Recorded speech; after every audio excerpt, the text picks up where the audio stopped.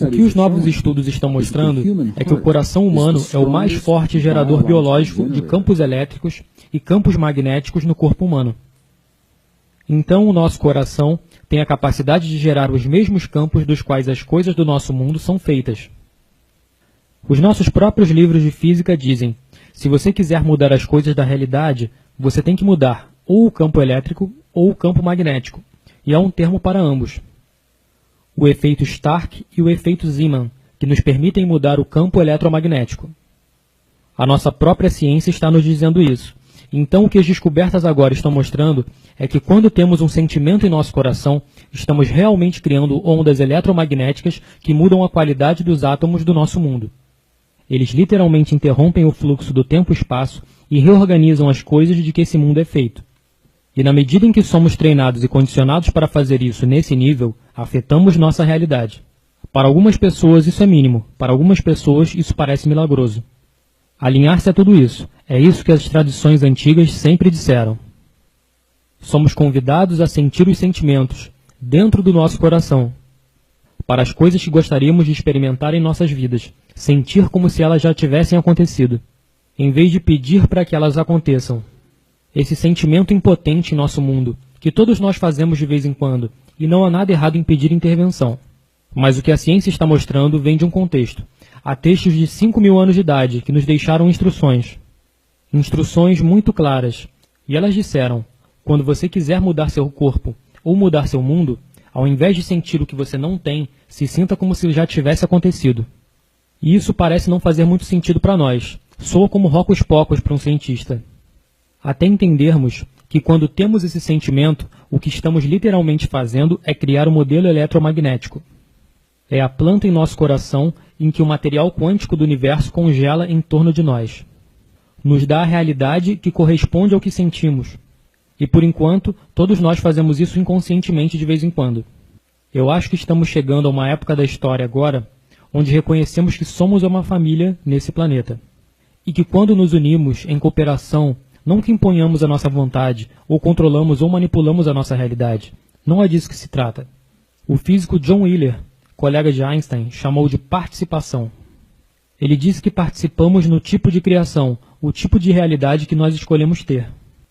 Seja a biologia de um corpo humano ou a paz entre as nações, em uma ampla área geográfica.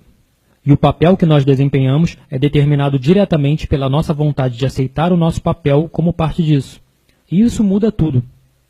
Muda tudo porque, por 300 anos de ciência, temos sido condicionados a acreditar que somos separados do mundo, que temos muito pouco poder sobre qualquer coisa que aconteça no nosso mundo, que somos vítimas de qualquer que seja a vida trazida para o nosso caminho, e nós só precisamos fazer o melhor que pudermos fazer. E você espera que o melhor aconteça. E tudo agora está começando a mudar, e é a nossa própria ciência que está se aproximando, em uma linguagem em que confiamos. A língua da física quântica e ciência. Eles estão se aproximando dos próprios princípios que dizem precisamente as mesmas coisas, que em alguns casos têm sido estudadas há 5, 6 mil anos. Por isso está trazendo aqueles dois modos de conhecimento, dois grandes caminhos, ciência e espiritualidade, deixando-as juntas em uma única sabedoria, que é maior do que qualquer uma delas quando não estão juntas, e nos ajudando a nos tornarmos pessoas melhores, a criar um mundo melhor, e enfrentar com esperança os desafios que iremos encontrar. É uma época muito emocionante em nosso mundo. Existe um campo inteligente de energia que permeia nossa realidade física. Sabemos que esse campo está lá, tem sido documentado. É o que é chamado de campo de energia não convencional. Não funciona como a eletricidade. Então nunca tivemos equipamentos para medi-lo. Estávamos tentando medir com equipamento que mede coisas como sinais de televisão ou ondas de rádio. E a energia não trabalha dessa forma. Então, somente no final dos anos 90, início dos anos 2000, que realmente tivemos ampla disseminação e acesso à tecnologia para medir essas coisas. Houve pioneiros no final do século XVIII, Tesla e outros pesquisadores. Certas pessoas que tinham vislumbres, insights sobre como o nosso mundo funciona. E eles estavam nos dizendo isso há mais de 100 anos.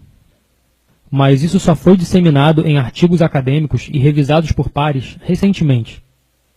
Isso só se tornou aceito nos últimos anos. Então estamos chegando apenas ao lugar onde essas tradições antigas começaram. E é aí em que a ciência e a espiritualidade, eu acredito, realmente podem servir uma à outra. Porque os cientistas dizem, ok, há um campo lá fora em que tudo se conecta, nós influenciamos esse campo. E então eles dizem, o que fazemos com isso? Coçam suas cabeças dizendo, o que nós fazemos com isso? As antigas tradições e as nossas mais queridas tradições espirituais indígenas começaram a partir desse ponto. Eles disseram, sim, tudo é conectado. Greg, você está falando de ter esses sentimentos no coração. Nós pensávamos que nossos pensamentos criavam nossa realidade. Você ouve muito isso, então não são os pensamentos que estão realmente fazendo isso. Pensamentos são importantes, mas essa é a novidade. Estudos recentes estão mostrando que o cérebro humano também cria campos eletromagnéticos, mas eles são relativamente fracos em comparação ao coração. O coração é cerca de 100 vezes mais forte eletricamente do que o cérebro humano. E o coração é cerca de 5.000 vezes mais forte magneticamente que o cérebro humano. Por isso, se vamos criar um campo elétrico ou magnético que afeta a nossa realidade, provavelmente não pode ser feito com o pensamento. E é por isso que é muito mais difícil. É muito mais fácil sentir o sentimento com nossos corações. Assim, nossos cérebros criam a imagem que nós modelamos, nós simulamos com o nosso cérebro. O que é que nós gostaríamos de ver? O que é que gostaríamos de experimentar? E uma vez que temos isso internamente, podemos sentir o sentimento de gratidão e apreciação pelo que já está acontecendo. E isso dá poder ao que estamos pensando.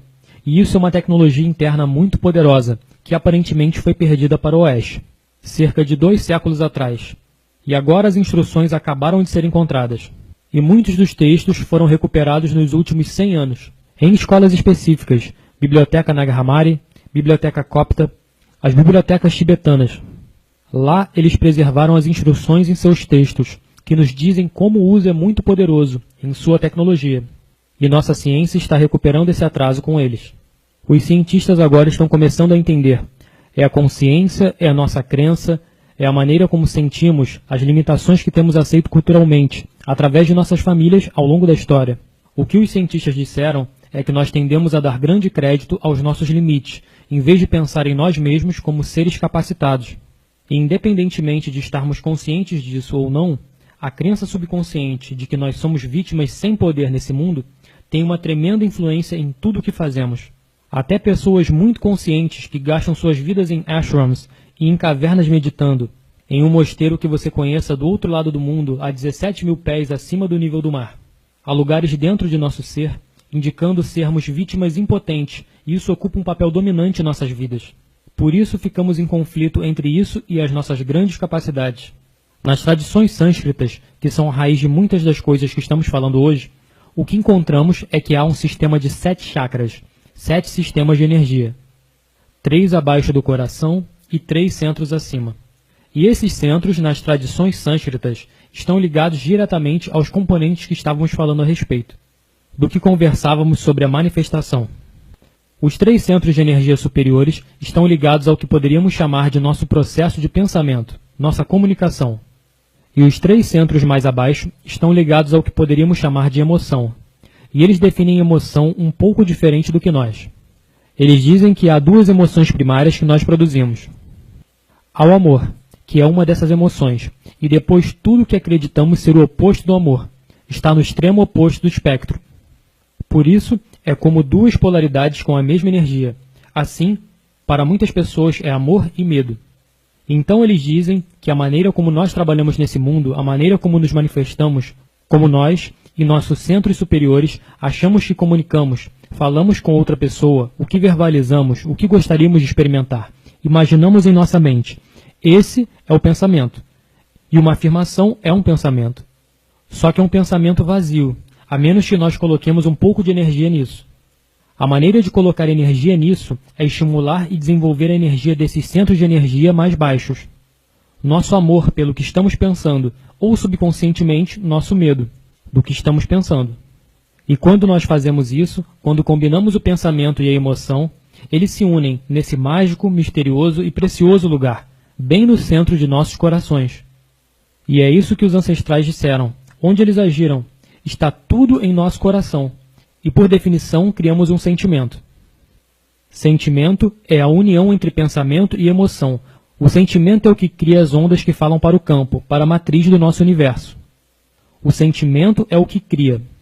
Assim, a menos que tenhamos imbuído nossa afirmação, que a tenhamos alimentado com a emoção do nosso amor, pelo nosso companheiro perfeito que está se manifestando agora, ou nossa abundância, ou a nossa cura, ou a cura dos nossos entes queridos, eles podem se tornar apenas um pensamento vazio. E algumas pessoas acabam ficando frustradas com suas afirmações. Sabe, elas dizem que fizeram suas afirmações 100.000 vezes por dia, e nada aconteceu. E elas perderam o interesse, se sentiram sem poder, elas se sentiram como vítimas. Elas dizem, você sabe, essa coisa não funciona, porque só tínhamos metade da fórmula. Então o sentimento é o que realmente cria, e é por isso que, para mim faz tremendo sentido, se o sentimento é o que cria, então você tem que dar a esse campo algo para trabalhar. Então ele pode te mostrar o que você está criando. Por que não sentir o que é que você gostaria de experimentar? Assim, o campo pode dar isso de volta para você, em vez de sentir as coisas que você não tem, que você não quer, porque esse é o modelo que o campo recebe de volta para você. É algo muito sutil, é uma pequena mudança espiritual, em pensar nos resultados. Em vez de pensar no lugar de falta, alguma coisa muda, então a sensação de que estamos criando fica muito próxima, associada ao que chamamos de crença. Crença e sentimentos ambos ocorrem no coração. Quando você tem uma crença sobre algo que você tem geralmente sentimentos muito fortes sobre essa crença. Você pega alguns dos tópicos mais controversos em nossa sociedade hoje. Aborto, suicídio assistido, você sabe, o direito de morrer, eutanásia. E sempre que você traz esses tópicos, há um monte de sentimentos que circundam as crenças que temos com relação a isso. Então eles estão intimamente relacionados. Então você faz a pergunta, é importante crer? Sim, é importante. No grau que acreditamos ser curados, para esse grau, quando começamos a criar os tipos de padrões em nosso corpo, nosso coração vai enviar os sinais para o nosso cérebro dizendo, esse corpo está curado. Então o cérebro vai inundar o corpo com a química que permitirá a cura. Já vimos isso documentado, medicamente. Então isso acontece dentro de nossos corpos. O mesmo princípio agora está sendo documentado além de nossos corpos. Então o efeito não se limita aos nossos corpos. Esse campo carrega esses efeitos além de nossos corpos no nosso mundo físico. Dessa forma, nós influenciamos. Sim, eu não estou usando a palavra controlar ou manipular. Não estamos impondo a nossa vontade quando influenciamos. Nós temos a capacidade de influenciar o resultado dos eventos em nossas vidas, individual e coletivamente.